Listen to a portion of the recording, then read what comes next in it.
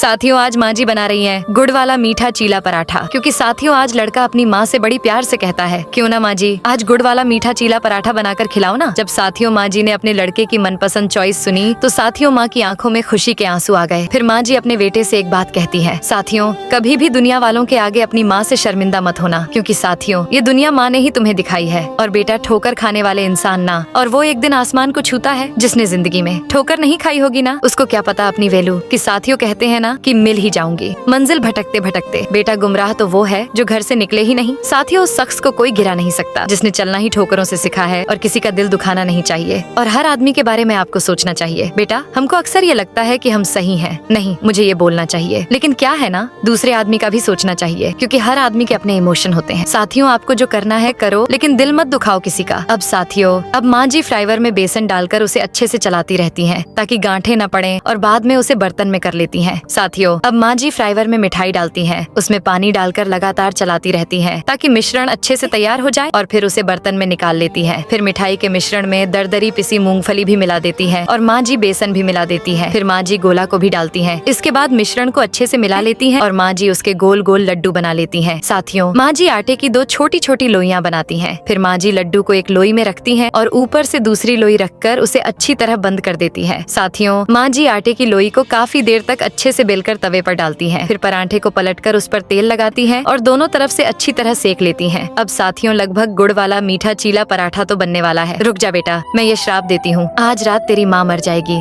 अगर तुमने इस वीडियो को लाइक करके और चैनल को सब्सक्राइब नहीं किया तो और कमेंट में जय माता दी नहीं लिखा तो लास्ट में माँ जी ने गुड़ वाला मीठा चीला पराठा काफी अच्छा बनाया।